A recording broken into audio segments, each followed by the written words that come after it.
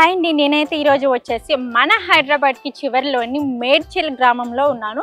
So మీకు చుట్టూ atmosphere చూస్తేనే అర్థమవుతుంది. సో చుట్టూ గుట్టలు అండ్ కొండలు, పక్కన టెంపుల్స్ అండ్ మనకి ఎటు చూసినా టెంపుల్సే కనిపిస్తున్నాయి. కాబట్టి సో ఎక్కడ ఏం టెంపుల్లో ఉన్నాను అని అనుకుంటున్నారా? ఏం లేదండి, ఇక్కడ వచ్చేసి ఏంటంటే సో అతి పురాతనమైన టెంపుల్ అనమాట. కొన్ని వేల సంవత్సరాల నుంచి స్వయంభూ వెలిసిన శ్రీ దాక్షాయణి శ్రీ రామలింగేశ్వర స్వామి టెంపుల్ ఉంది. అలాగే ఏంటంటే ఈ టెంపుల్లో ఒక స్పెషల్ ఉంది, ఒకటి కాదు మొత్తం 3 స్పెషాలిటీస్ ఉన్నాయండి ఈ టెంపుల్లోని.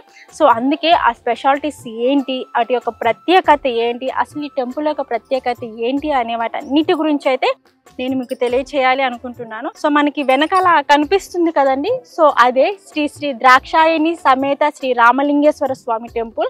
సో అదే అన్నమాట. సో ఆ టెంపుల్ యొక్క ప్రత్యేకత, అసలు ఈ గుడిలో ఉన్న ప్రత్యేకతలు ఏంటి 3 అని చెప్పారు కదా, అవి ఏంటి అనే వాటి అన్నిటి గురించి అయితే నేను మీకు తెలియచేస్తాను. పదండి. సో ఈ టెంపుల్కి వచ్చిన తర్వాత మనకి ముందుగా దర్శనం ఇచ్చేది ఏంటంటే శ్రీ కాశీ విశ్వనాథ స్వామి వారి దేవస్థానం. సో ఈ దేవస్థానంలోకి మనం అడుగు పెట్టే ముందు మనకి ముందుగా దేవుళ్ళు దేవతలు అందరూ మనకి దర్శనం ఇస్తారు. సో ముందుగా మనం చూసుకున్నట్లయితే సుబ్రహ్మణ్యేశ్వర స్వామి, దాని తర్వాత వచ్చేసి కాశీ విశాలాక్షి అమ్మవారు, శ్రీ కంచి కామాక్షి అమ్మవారు, జ్ఞానశంకరుడు, శనీశ్వరుడు, కాలభైరవుడు, అర్ధనారీశ్వరుడు. సో ఇట్లా మనకి దేవుళ్ళు దేవతలు అనేది మనకి గుడిలోకి అడుగు పెట్టే ముందు అయితే దర్శనం ఇస్తారు. సో వాళ్ళందరికన్నా ముందుగా మనకి ఇలా గుడిలోకి వెళ్ళే ముందు వచ్చేసి సో ఓవైపు చూసుకున్నట్లయితే భృంగీశ్వరుడు, అలాగే ఇంకొక వైపు వచ్చేసి నందీశ్వరుడు. సో వీళ్ళిద్దరూ మనకి ముందుగా దర్శనం ఇస్తారు. సో వీళ్ళ దర్శనం జరిగిన తర్వాతే మనం లోపలికి అడుగు పెట్టాల్సి వస్తుంది.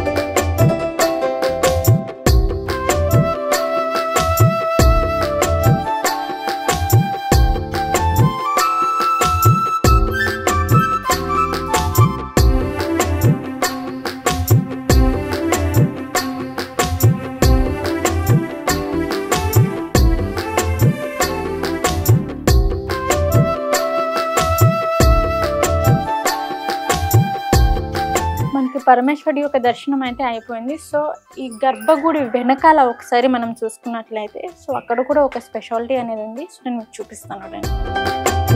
సో ఇదండి, మనకి ఇట్లా గోడ పైన మనం చూసుకున్నట్లయితే మాత్రానికి సో అష్టాదశ శక్తి పీఠములు. సో మనకైతే ఈ రెండింటికి మధ్యలో వచ్చేసి స్వామివారి స్తోత్రం ఉంటుందన్నమాట. సో ఇది ఈ లోపల టెంపుల్లో ఉన్న ప్రత్యేకత ఇదొకటి. సో మీకు ఇంకొకటి 2 ప్రత్యేకతలు చూపించాను కదా, సో ఇంకొక ప్రత్యేకత ఉంది. అది ఏంటి అనేది నేను మీకు అసలైన గర్భగుడిలో ఉంది, అది చూపిస్తాను. పదండి.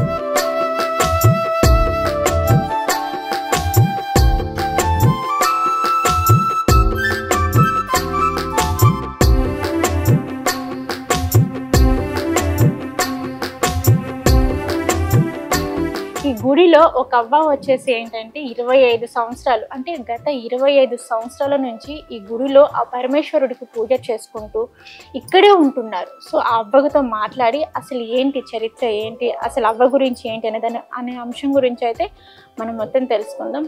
అమ్మ నమస్కారం. నమస్కారం. అమ్మకి బాగున్నారా? బాగున్నామ్మా. ఓకే అమ్మ, ఎప్పటి నుంచి ఉంటున్నారు ఈ గుడిలో మీరు? 25 ఏళ్ళ అమ్మ నేను. ఓకే. నా భర్త నా బిడ్డ ఇంటనే చనిపోయారు, ఈయనే ఉంటున్నాను. ఓకే. చెట్టు కూడా 25 ఏళ్ళ నుంచి చెట్టు నేనే పెట్టి సాదిన ఈ గుళ్ళే. ఓకే. ఇది బిల్వపత్రం చెట్టు కూడా మీరే పెట్టారా? నేనే పెట్టిన. గుండంలోకి వెళ్ళి దేవుకి వచ్చి మెత్తగా అయితే అది ఎండబెట్టి సంవత్సరం ఎండబెట్టి పెట్టిన. దేవుడు పెట్టుకుని ఇష్టం ఉంటే మొలిపించుకో, లేకపోతే లేదని చెప్పిన. సో దేవుడికి మీరే చెప్పారనమాట? దేవునికి చెప్పి పెట్టిన, మొలిసింది. ఆయనకి ఎక్కుతుంది. అది పవిత్రమైన గుడి ఇది. ఎక్కడ గదా స్తంభం మీద నంది లేదు, ఈడున్న ఉన్నది నంది.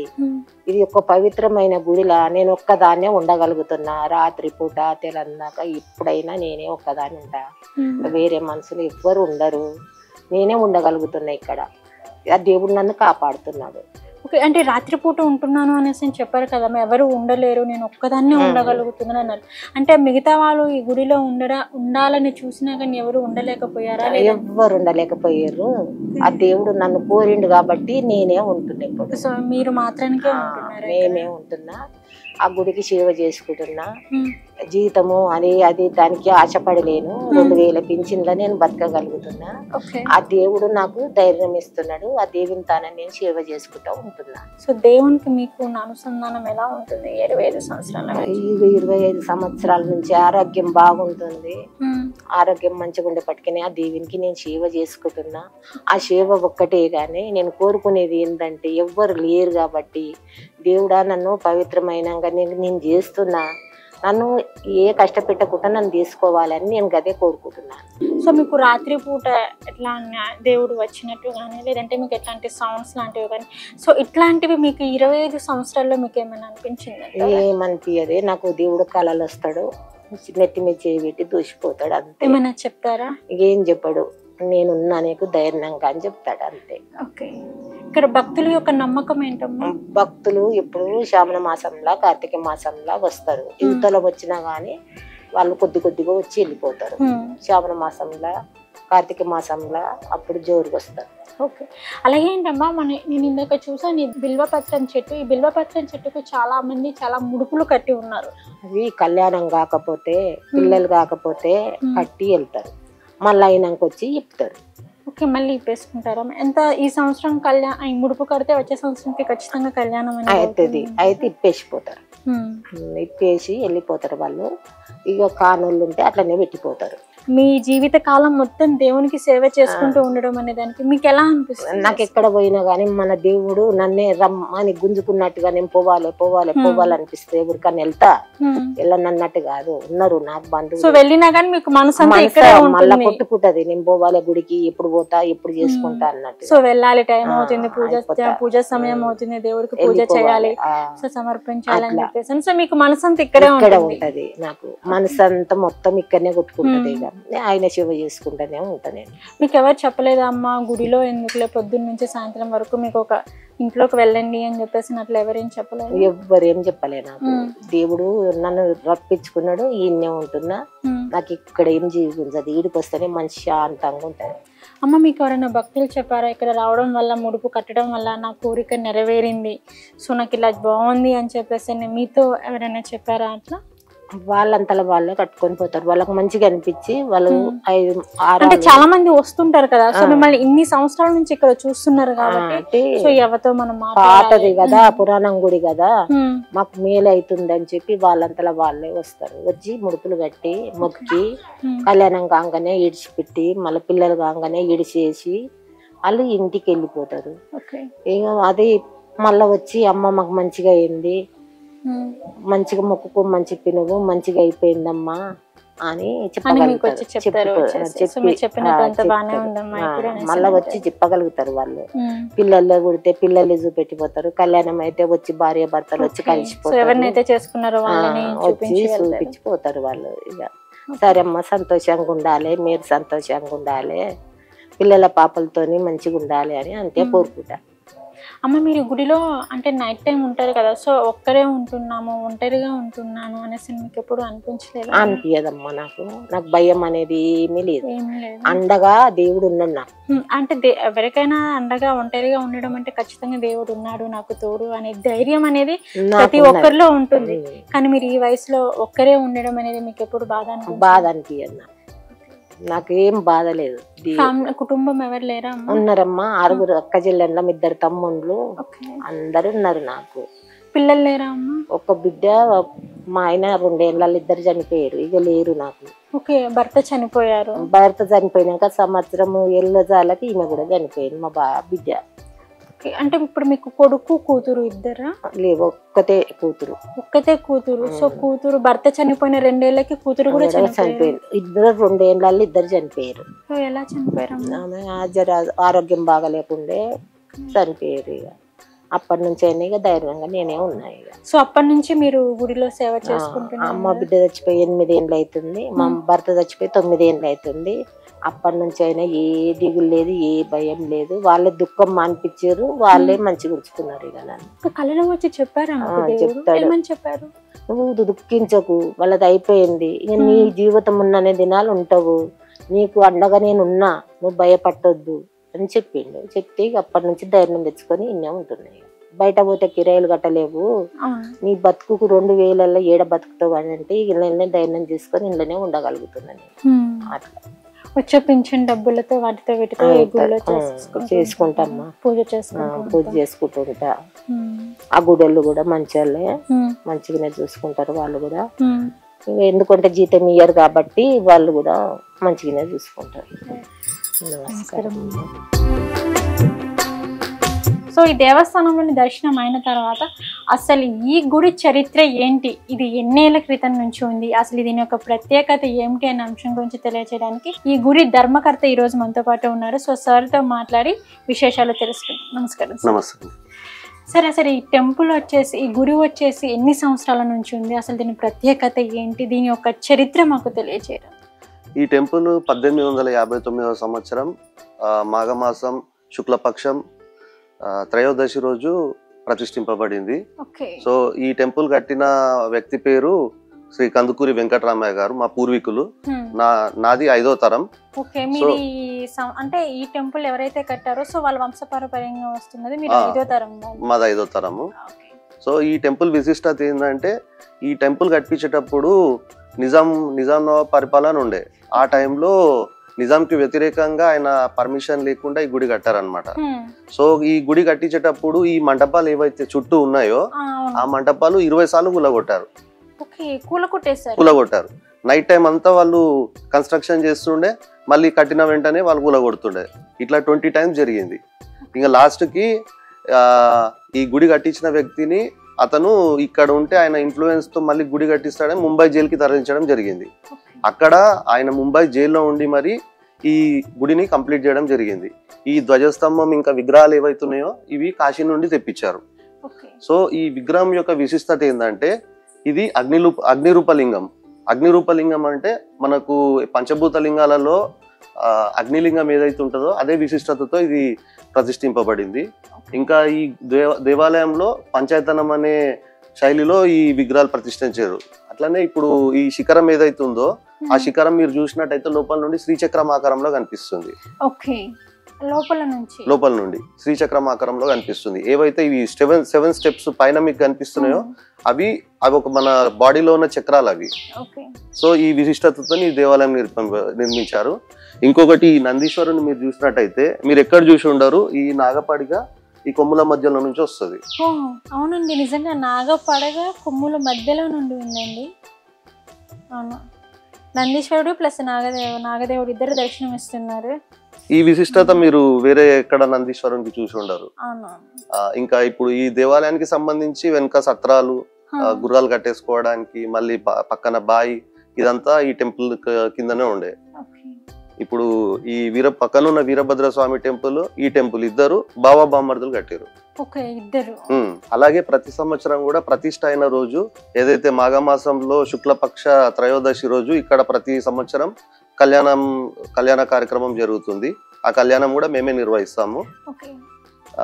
దానికి దాదాపుగా చాలా మంది వస్తారు. ఈ కళ్యాణం అనంతరం మనకు నందీశ్వర సేవ కూడా జరుగుతుంది. దాని తర్వాత శివరాత్రి వేడుకలు కూడా ఇక్కడ అంగరంగ వైభవంగా జరుగుతాయి. ఓకే అండి, ఈ గుడి ప్రత్యేకత ఏంటి, సో దీని యొక్క ఇది ఎన్ని సంవత్సరాల క్రితం నుంచి ఉంది అనే వాటన్నిటి గురించి అయితే మాకు తెలియజేశారు. ధన్యవాదాలు.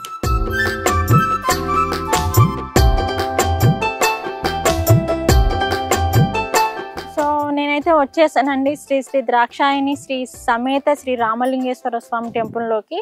సో మనకి కనిపిస్తుంది అదే స్వామివారి గర్భ గుడిలోకి మనం అడుగు పెట్టే ముందు మనకి ముందుగా దర్శనం ఇచ్చేది ఏంటి అంటే మేడి చెట్టు దర్శనం అవుతుంది. ఈ మేడి చెట్టు దర్శనం అయిన తర్వాతే వచ్చేసి మనకేంటంటే దాని పక్కన మనం చూసుకున్నట్లయితే భద్రకాళేశ్వర స్వామి టెంపుల్ అక్కడ ఉంటుంది. సో దాని పక్కన వచ్చేసి మనకి శ్రీ పోతులూరి వీరబ్రహ్మేంద్ర స్వామి ఆలయం కూడా ఉంది. సో దీని పక్కన వచ్చేసి మనకి శ్రీ ఆంజనేయ స్వామి వారి యొక్క ఆలయం కూడా ఉంది. సో ఇలా మనకి టెంపుల్స్ అనేవి ఇక్కడ ఉన్నాయి. సో ఇవి కాకుండా ఏంటంటే మనకి ఇక్కడ స్వామివారి కళ్యాణం జరిగినా కానీ, అలాగే ఎటువంటి ఫెస్టివల్స్ జరిగినా కానీ, సో మనకి ఇది మండపం అన్నమాట. ఈ మండపంలోనే స్వామివారి యొక్క కళ్యాణం జరుగుతుంది. సో అటు ప్లేస్ కనిపిస్తుంది కదా, ఆ ప్లేస్లో వచ్చేసి ఏంటంటే స్వామివారి యొక్క కళ్యాణం జరిగిన సమయంలో కానీ, లేదంటే ఫెస్టివల్స్ సీజన్లో అయినా కానీ సో అన్నదానం జరుగుతుంది అనమాట. సో మనకి కనిపిస్తున్న ఆ ప్లేస్ అంతా అదే.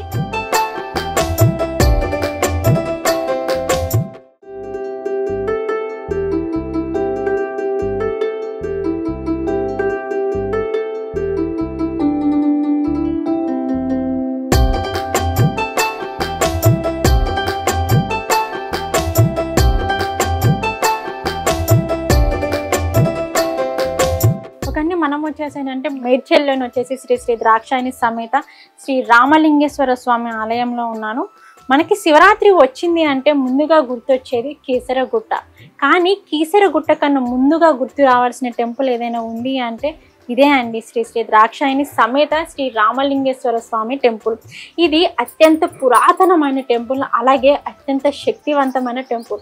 సో కీసరగుట్ట డెవలప్ అయినంతగా ఈ టెంపుల్ ఎందుకు డెవలప్మెంట్ కాలేదు, అలాగే ఈ టెంపుల్కి రోడ్డు మార్గం కూడా సరైనది లేదు, అలాగే దేవుని యొక్క ఊరేగింపు జరగాలి అన్నా కానీ సరైన వసతి లేదు. సో ఎందుకు ఇంకా వెనకబడి ఉంది అనే అంశం గురించి అయితే చెప్పడానికి, అనే అంశం గురించి తెలుసుకోవడానికి ఈరోజు మనతో పాటు ఉన్నారు. సో ఈ గుడి యొక్క అర్చకులు, సో గురువు గారితో మాట్లాడి అసలు ఏం జరుగుతుంది అనే అంశం గురించి అయితే తెలుసుకుందాం. నమస్కారం గురువు గారు. ఈ టెంపుల్ వచ్చేసి కీసరగుట్ట కన్నా ముందుగా ఇది డెవలప్మెంట్ అవ్వాలి, సో ఇది ప్రఖ్యాతిలోకి రావాలి, కానీ ఇది చాలా వెనుకబడిపోయి ఉంది, దీనికి సరైన రోడ్డు మార్గం లేదు. సో ఊరేగింపు జరగాలి అంటే దేవుని యొక్క విగ్రహాలు ఇక్కడ నుంచి తీసుకొని వెళ్ళి రోడ్డు మార్గంలో ఉంటాయి, అంటే అక్కడ ఉన్న పల్లకి సేవ నుంచి అక్కడ నుంచి ఊరేగింపు జరగాల్సి వస్తుంది తప్పించి సరైన రోడ్డు మార్గం లేదు. అలాగే స్వామివారి స్థలాలను కూడా ఆక్రమించడం జరుగుతుంది చిన్న చిన్న టెంట్లు వేసి. సో తర్వాత రానున్న రోజుల్లో ఇవి మా స్థలాలుగానే చెప్పుకుంటున్నారు అనేసి అని అంటున్నారు. సో దీనిపైన మీ అభిప్రాయం ఏమంటారు? ఈ గుడి చాలా పురాతనమైన గుడి. ఓకే, కొన్ని ఏళ్ల నుంచి ఈ గుడికి పూజ చేయడం జరుగుతుంది. అయితే ఈ గుడి ఎప్పుడైతే కీసర డెవలప్మెంట్ అయిందో అప్పుడే ఇది ముందే దానికన్నా ముందే ఇది డెవలప్మెంట్ కావాలి. కానీ కొంతమంది యాజమాన్యం ఇక్కడ ఈ గుడి యొక్క ఎవరైతే ఓనర్స్ ఉన్నారో దాన్ని వాళ్ళు దానికి గవర్నమెంట్ కి హ్యాండ్ ఓవర్ చేయకుండా వాళ్ళే మొత్తం సొంతంగా నడిపించుకుంటూ ఇది చేస్తున్నారు. అందుకే ఇది చాలా మటుకు గుడి స్థలాలు మొత్తము అన్యక్రాంతం అయిపోతుంది, అక్రమాస్తుల కింద ఇదైపోతుందమ్మా. అందుకే గుడి చాలా వెనుకబడి ఉన్నది. ఇంకోటి ఏంటంటే ఇంతకుముందు రైల్వే ట్రాక్ పైనుంచి ఉండే ఈ గుడికి పైనుంచి ట్రాక్ పైనుంచి ఉండే, అప్పుడు రథం ఇక్కడ నుంచి అక్కడ వెళ్తుండే. అయితే గవర్నమెంట్ ఏమైందంటే అండర్ గ్రౌండ్ చేసింది కదా, అండర్ గ్రౌండ్ చేసినందుకు దానికి వెళ్ళి కిందికి వెళ్ళి పోవడం జరుగుతుంది. అయితే రథం ఇక్కడ నుంచి రాకుండా అక్కడ ట్రాక్ బయటనే పెట్టాల్సి వస్తుంది. అయితే దేవుణ్ణి కూడా ఇక్కడ నుంచి పల్లకిలో తీసుకుపోయి అక్కడ దాంట్లో రథంలో పెట్టి ఊరేగింపు చేయాల్సి వస్తుంది. జాతర కూడా ఇక్కడ కూడా జరగడం లేదు, ఊరవతలనే జరుగుతుంది. జనాలు కూడా ఇక్కడ రావడం లేదు ఎవరు. మనకి గర్భగుడిలో జరగాల్సిన ఇవన్నీ సో గర్భగుడిలో కాకుండా సో దీని బయట జరుగుతుంది, ఊరవతల గ్రేట్ ట్రాక్ అవతల జరుగుతుంది అన్నమాట. అయితే చాలా పబ్లిక్ రాకుండా చాలా మంది అక్కడ నుంచి అక్కడ వెళ్ళిపోతున్నారు. గుడిని ఎవరు పట్టించుకోవడం లేదు అట్లా. అందుకే రోడ్ మార్గం సరి అయిన రోడ్ మార్గం కూడా లేకుండా అవుతుంది. గుడి చాలా పాతగా అయిపోతుంది, అసలు డెవలప్మెంట్ లేదు. సో మనకి స్థాపించినప్పుడు స్వయంభూ వెలిసిన తర్వాత ఎలా ఉందో సో ఇప్పుడు కూడా అలాగే ఉంది. దానికి ఎటువంటి డెవలప్మెంట్స్ జరగడం లేదు. ఎవరన్నా వచ్చి ఇక్కడ ఉందాము 4 రోజులు పూజలు చేసుకొని చేద్దామంటే కూడా సరి అయిన వసతులు కూడా లేవు. వాటర్ సౌకర్యం కానీ ఉండడానికి ఒక సత్రం కానీ అసలు ఏం లేవు. అట్లా డెవలప్మెంట్ అస్సలు లేదు. ఏ నాయకుడు వస్తున్నాడు పోతున్నారు, వస్తారు దండం పెట్టుకొని వెళ్ళిపోతారు, కానీ డెవలప్మెంట్ అనేది చేయడమే లేదు గుడిలో. అట్లా సో మా ఛానల్ తరపున మీరు గవర్నమెంట్ కి ఏం చెప్పాలనుకుంటున్నారు? ఏం లేదు, మా గుడి మంచిగా రామలింగేశ్వర స్వామి గుడి పట్టించుకొని గవర్నమెంట్ లోకి తీసుకొని ఈ గుడి చాలా డెవలప్మెంట్ చేయాలి. చేస్తేనే గుడికి జనాలు వస్తారు, అంత డెవలప్మెంట్ బాగా అవుతుంది, గవర్నమెంట్ కూడా మంచి ఇది కలుగుతుంది అని చెప్పి నా యొక్క అభిప్రాయం. సో ప్రతిదీ గర్భగుడిలో జరగాల్సిన, అంటే దేవుని సన్నిధానంలో జరిగిన ప్రతి ఒక్క అంశం కూడా సో గర్భగుడిలో కాకుండా బయటే అవుతున్నాయి అనేసి ఇక్కడ అర్చకులు అయితే విన్నపిస్తున్నారు. అలాగే ఏంటంటే భక్తులు వచ్చి ఒక 2 రోజులు 3 రోజులు ఉండాలి, ఇక్కడ సేద తీరాలి అన్నా కానీ సరైన వాటర్ లేదు, రోడ్డు లేదు, సరైన సదుపాయాలు లేవు అనేసి ఇక్కడ మొరపెట్టుకుంటున్నారు.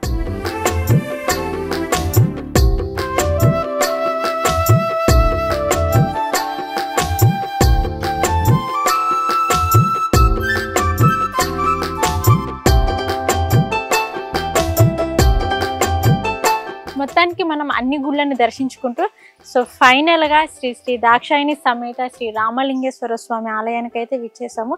సో ఇప్పుడు మనం గర్భగుడిలోకి వెళ్దాం రండి. మనం స్వామివారిని దర్శించుకోవడానికి ముందుగా అయితే మనకి అక్కడ శివలింగం కనిపిస్తుంది. సో శివలింగాన్ని దర్శనం అయిన తర్వాత స్వామివారి దర్శనం అవుతుంది. సో మనకి ఫెస్టివల్ టైంలో చూసుకున్నట్లయితే 2 దారులు ఉంటాయి. ఒకటి సర్వదర్శనానికి అండ్ ఇంకొకటి వచ్చేసి అభిషేకం ఎవరైతే ప్రత్యేకంగా చేయించాలి అనుకుంటారో సో వారు ఒక లైన్లో వెళ్తారు. సో దర్శనం చేసుకోవాలి అనుకునే వాళ్ళైతే ఒక లైన్లో వెళ్తారు. ఇట్లా 2 రూట్స్ ఉంటాయి అన్నమాట. సో ఇప్పుడైతే మనం స్వామివారి దర్శనం చేసుకుందాం.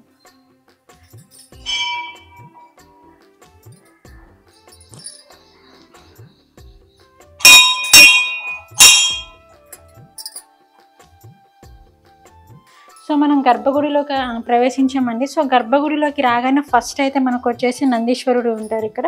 సో నందీశ్వరుడితో ఆపోజిట్గానే మనకు ఇక్కడ శివలింగం ఉంటుంది. శివలింగం దర్శనం చేసుకోవచ్చు. సో అలాగే దాంతోపాటు ఏంటంటే మనకి ఇక్కడ చూసుకున్నట్లయితే నాగేశ్వరుడు ఉంటారు, నాగదేవత ఇక్కడ ఉంటుంది. సో నాగదేవత యొక్క దర్శనం అయిన తర్వాత సో నేను మీకు చెప్పాను కదండి, ఈ గుడిలో 3 ప్రత్యేకతలు ఉన్నాయి. ఆ ప్రత్యేకతలు ఏంటి నేను మీకు తెలియజేస్తాను అనేసి అని చెప్పాను. సో నేను ఆల్రెడీ ఏంటి ప్రత్యేకత అనేది నేను ఇందాక టెంపుల్లో నేను మీకు చెప్పాను. అలాగే ఇంకొక ప్రత్యేకత కూడా చెప్పాను. ఇక 3వ ప్రత్యేకత ఏమిటి అంటే ఈ గుడి వచ్చేసి ఒక గుహ లోపల ఉంటుందండి. నార్మల్గా అయితే మనకి టెంపుల్స్ చూసినట్లయితే నార్మల్గా ఉంటుంది, బట్ ఇది అయితే గుహ లోపల శివలింగం ఉంటుంది. సో నేను మీకు అది చూపిస్తాను రండి. ఇదే అండి నేను చెప్పాను కదా గుహ, చాలా పెద్ద గుహ. సో మనకి అటు సైడ్ కూడా మొత్తం ఒక గుహ ఉంది చూడండి, అది కనిపిస్తుంది కదా, మొత్తం స్టెప్స్ అన్నమాట దాని లోపలికి అటు వెళ్ళడానికి.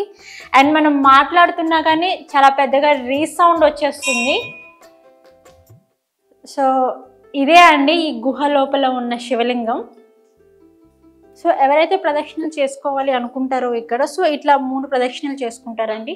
సో 3 చేసుకోవాలనుకున్న వాళ్ళు 3 చేసుకుంటారు, 2 చేసుకోవాలనుకున్న వాళ్ళు 2 చేసుకుంటారు. సో ఇట్లా ప్రదక్షిణలు చేసుకున్న తర్వాత ఇక్కడ ఏంటంటే ప్రతి ఒక్కరు కూర్చొనే పూజ చేస్తారు, నిలబడి ఎవ్వరు పూజ చేయరు. అక్కడ మీకు కనిపిస్తుంది కదా పీఠ, సో ఆ పీఠ పైన కూర్చొని స్వామివారికి వచ్చిన ప్రతి ఒక్కరు అభిషేకం చేసి స్పర్శ దర్శనం చేసుకొని ఆ తర్వాత ఇక్కడ నుంచి వెళ్ళడం జరుగుతూ ఉంటుంది. అలాగే నేను మీకు చెప్పాను కదా ఇంకొక ప్రత్యేకత ఏమిటి అని చెప్పేసి, ఈ శివలింగం వచ్చేసి 6 సంవత్సరాలు అంటే 6 సంవత్సరాలకు ఒకసారి ఒరిగి ఉంటుంది. లైక్ ఇప్పుడు మనం చూసుకున్నట్లయితే కూడా మనకి శివలింగం అనేది ఒరిగినట్టు కనిపిస్తుంది, చూసారా? సో 6 సంవత్సరాల తర్వాత మళ్ళీ స్ట్రైట్ అవుతుంది. 6 సంవత్సరాలు అయితే మాత్రానికి ఆ శివలింగం అనేది ఒరిగి ఉంటుంది. ఈ గుడిలో 3వ ప్రత్యేకత ఏదైనా ఉంది అంటే సో ఇదే అండి ఈ గుడి యొక్క ప్రత్యేకత.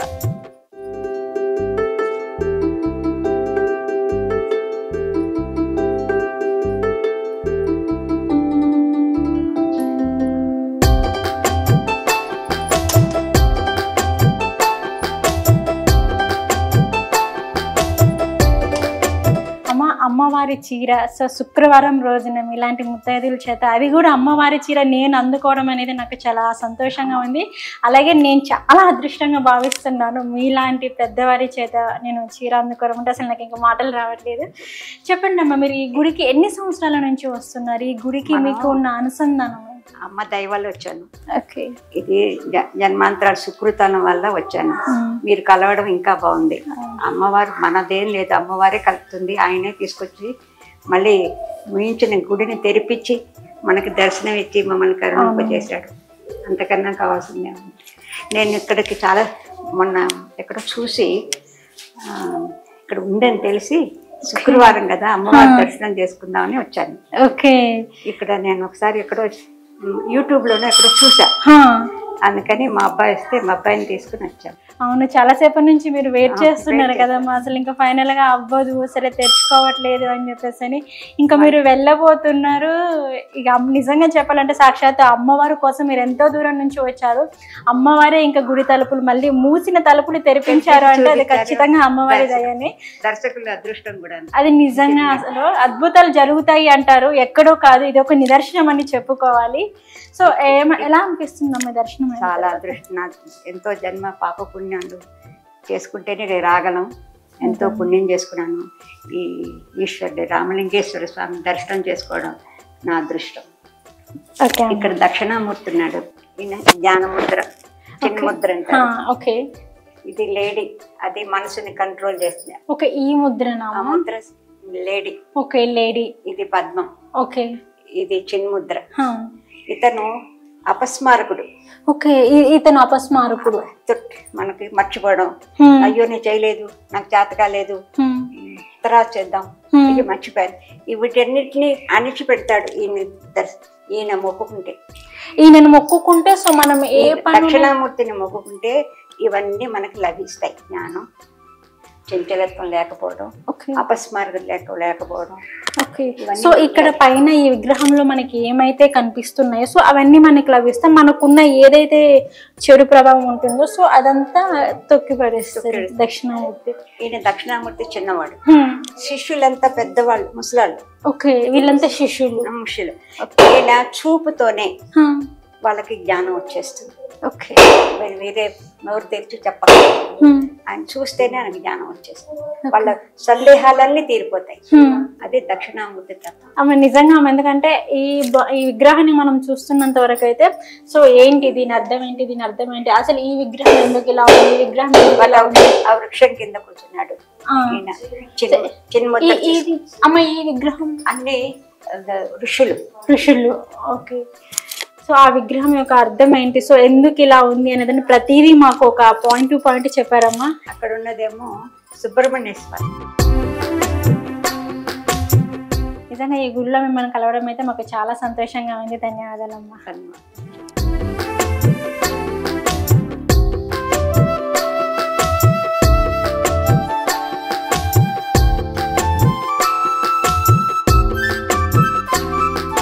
సో ఈ ఆలయ ధర్మకర్త వచ్చేసి దాత్రిక రాధాకృష్ణ గారు. సో ఆ దాత్రిక రాధాకృష్ణ గారి వంశీయులు ఇక్కడ ఈరోజు మనతో పాటు ఉన్నారు. అసలు ఈ ఆలయం ఏంటి, ఆలయ చరిత్ర ఏమిటి అనే వాటన్నిటి గురించి అయితే మనకి తెలియజేయడానికి సో ఆ వంశస్థులతో ఒకసారి మనం మాట్లాడి దీని గురించి అయితే మొత్తం మనం తెలుసుకుందాము. సార్ నమస్కారం సార్. సార్ అసలు ఈ ఆలయం చరిత్ర ఏంటి, దీని విశిష్టత ఏంటి, ఎందుకంటే కొన్ని వేల సంవత్సరాల నుంచి ఇక్కడ స్వయంభూ వెలిసింది అనేసి అని చెప్తున్నారు, అసలు దీని విశిష్టత ఏంటి? శ్రీ దాక్షాయణి సమేత రామలింగేశ్వర స్వామి దేవాలయం సుమారు 400 సంవత్సరాల చరిత్ర గల ఉన్న దేవాలయం అండి ఇది. ఈ ఆలయం వచ్చి మా 4 fathers, గ్రేట్ గ్రాండ్ ఫాదర్ వాళ్ళు, మాది వచ్చి ఇప్పుడు సుమారు 4th జనరేషన్ ఉన్నట్టు ఇప్పుడు ప్రజెంట్ నడిచేది. So 4th generation 5th generation కూడా ఉన్నారు. సో ఇది ఏంటంటే సంభవం 18th సెంచరీలో ఈ టెంపుల్ స్థాపించబడింది. ఆ దేవాలయం ఏంటంటే ఒకప్పుడు సుమారు ఇప్పుడున్న శివలింగం ఏంటంటే ఇక్కడ అడవిలో ఉందని ఒక ముని రూపంలో మా ముత్తాత గారికి కళలో రావడం, స్వప్నంలో వచ్చి చెప్పడం జరిగింది, నేను ఇక్కడే వెలిసి ఉన్నాను వెతకండి అని చెప్పి. సో సుమారు 3 రోజులు వెతికినా కూడా ఇక్కడ ఏమీ లభించకపోతే మళ్ళీ అదే ఒక ముని వచ్చి ఇంకా వెతకండి దొరుకుతానగానే అతనికి సుమారు ఒక 1/2 ఇంచ్ మందం శివలింగం దొరకడం జరిగింది ఇదే ప్రాంతంలో. సో ఎంబడే దాన్ని ప్రతిష్ఠించండి అని కోరడం వల్ల సో ఆ శివలింగాన్ని ప్రతిష్ఠించాలి. ఇప్పుడు చూస్తున్న శివలింగం కూడా 6 నుంచి ఈ సైజుకి పెద్దగా వచ్చింది. ఇప్పటికి ఈ రోజు కూడా ఈ శివలింగం ఉన్న ఇది ఏంటంటే ప్రాణం ఉన్న శివలింగం అని అంటారు దీన్ని. ఎందుకంటే ఒక గత 6 months అనేది ఇలా స్ట్రైట్ గా బెండ్ అయి ఉంటది. బ్రహ్మోత్సవ టైంలో మరి నిటారుగా అవుతుంది. సో దానికి ఎవిడెన్స్ కూడా ఉన్నాయి. ఇక్కడ ఇంతకుముందు కూడా చాలా మంది చూశారు, అదే ఒక మెయిన్ ఎవిడెన్స్ అన్నట్టు. ఇంకోటి ఇక్కడ ఈ ఆలయంకి వచ్చి ఏంటంటే శ్రావణ మాసం విశిష్టంగా జరుగుద్ది. అలాగే నవరాత్రుల దాక్షాయణి దేవి గారికి నవరాత్రులు కాకుండా త్రిరాత్రి అంటే 3 రోజులు లాస్ట్ 3 రోజులు చేస్తారు. అష్టమి, నవమి, దశమి నాడు పూజలు అందుకుంటారు అమ్మవారు. అలాగే కార్తీక మాసం కూడా చాలా మంది భక్తులు రావడం జరుగుద్ది. అలాగే ప్రతి సోమవారం సుమారు ఇక్కడ ఒక 500-600 మంది పబ్లిక్ వచ్చి దర్శించుకుంటారు. ఒక సుమారు 50-100 అభిషేకాలు జరుగుతూ ఉంటాయి. ఈ ప్రాంతం మేడ్చల్ పట్టణంలో ఏంటంటే సుమారు ఒక 2-3 లక్షల జనాభా ఉన్న ఈ పట్టణం అందరూ నమ్మేవారు ఏంటంటే చాలా ఒక నమ్మకమైన గుడి, పవర్ఫుల్ గుడి అంటారు. భక్తులకు ఎవరేది కోరుకుంటే ఆ స్వామి నెరవేరుస్తారనే ఒక కాంక్ష, నమ్మకం, కాంక్ష అన్నమాట అందరికి. ఇంకోటి శివరాత్రి ముందు మన జనవరి దాటాక శివరాత్రి 1 month ముందు ఇక్కడ శివసాము దీక్ష చేసుకుంటారు. సుమారు 150 నుంచి 200 మంది శివసాము దీక్ష ఉండి 41 రోజులు శివరాత్రి నుంచి హోలీ పండుగ దాకా ఇక్కడ బ్రహ్మోత్సవం జరుగుతుంది స్వామివారి. సో ఇదేంటంటే ఒక మేడ్చల్ పట్టణ పండుగ చేస్తారన్నమాట. ఏంటంటే ఇటు ప్యారలల్గా ఇటు మేము వంశపారంపర్య ధర్మకర్తలము, అలాగే మాతో పాటు నగర పంచాయతీ మున్సిపల్ వారి సహకారంతో సుమారు మాకు శ్రీశైలం మాదిరిగానే ఇక్కడ 5 బ్రహ్మోత్సవాలు ఉంటాయి. ఒకటి నందీశ్వర వాహన, భృంగీశ్వర వాహన, హంసవాహన, అశ్వవాహన, గజవాహన. కాబట్టి మొదటి నాడు 5వ నాడు స్వామివారి కళ్యాణం జరుగుతుంది. సుమారు 2-3 మంది జనాలు వస్తారు. మీరు ఇక్కడ గుడి ప్రాంగణంలోనే మండపం కూడా ఉంది. అలాగే మొదటి నాడు ఉదయం నాడు స్వామి గజవాహనం మీద బయలుదేరుతారు ఉదయం 3-4 గంటల ప్రాంతంలో. అలాగే వచ్చాక ఇక్కడ అగ్నిగుండాలు పూజలు జరుగుతాయి. మరుసటి నాడు తెల్లవారుజామున నాడు రథోత్సవం, ఒక 7 అంతస్తుల రథం ఉంది. సుమారు ఒక 5-6 వేల మంది భక్తులు వచ్చి రథాన్ని ఒక 1/2 కిలోమీటర్, 1/2 కిలోమీటర్ అంత డిస్టెన్స్ లాగుతూ ఉంటారు. అన్ని పూజలు అవన్నీ చేసి ఎంతో మంది రకరకాలైన కళాకారులు వచ్చి వాళ్ళ నృత్యాలు అవి చేసి అందరినీ ఆకర్షిస్తారు ప్రజలను కూడా. మరి అలాగే స్వామివారిని తీసుకొచ్చి ఇక్కడ తీసుకొస్తారు. అమ్మవారిని స్వామివారిని కళ్యాణమైన స్వామివారిని తీసుకొచ్చి పెట్టి ఒక హోలీ పండుగ బ్రహ్మోత్సవ అది దీపారాధన సేవ అంటే జాతర జరుగుతుంది అన్నమాట. ఒక 5 రోజుల నుంచి వారం దినాలు, అది ఇయర్ టు ఇయర్ డిపెండ్ అవుతుంది. సో మరి హోలీ నాడు మరొక ఉత్సవం బయలుదేరుతుంది. ఆ రోజు వర పూజ జరుగుతుంది విశిష్టంగా. ఏంటంటే స్వామివారి శివలింగం మీద చిన్న పువ్వు పెట్టి ఇక్కడ దండకాలు వేస్తూ, ఇక్కడ మా పూజారు కానీ వారి దండకాలు వేస్తూ మన ధర్మకర్త గారు దేవుని కళ్యాణం మీద ఫ్యామిలీ అక్కడ కూర్చుంటారు. ఈ రోజు కూడా ఏంటంటే ఎన్నో నూతన దేవాలయాలు వచ్చినా కూడా ఈ గుడికి ఉన్న ప్రాధాన్యత మాత్రం తగ్గడం లేదు. రోజు రోజున ఇంకా పెరిగి భక్తులు పెద్ద సంఖ్యలో రావడం జరుగుతుంది. ఎక్కడెక్కడ ప్రాంతం ఇంతకుముందు ఏంటంటే గత కాలంలో మేడ్చల్ వాసు చుట్టుపక్కల ఉన్న గ్రామాలు వచ్చేవారు. ఇప్పుడు ఏంటంటే బయటి ప్రాంతాల నుంచి కూడా వచ్చి దర్శించుకోవడం జరుగుతుంది ఇక్కడ. ఓకే సార్, మాకు ఈ ఆలయ చరిత్ర ఏంటి, దీని విశిష్టత ఏంటి, అసలు ఈ గుడి యొక్క ప్రత్యేకత ఏంటి అనే వాటి అన్నిటి గురించి అయితే మాకు తెలియజేశారు. ధన్యవాదాలు సార్. సో ఇదండి శ్రీ దక్షయాన సమేత శ్రీ రామలింగేశ్వర స్వామి యొక్క గుడి విశిష్టత, అలాగే ఈ గుడి యొక్క ప్రత్యేకత, అలాగే ఇలాంటి పురాతనమైన టెంపుల్స్ ఇంకా మరిన్ని నేను మీకు చూపిస్తాను. సో మీరు అంతవరకు చూస్తూనే ఉండండి 6 TV.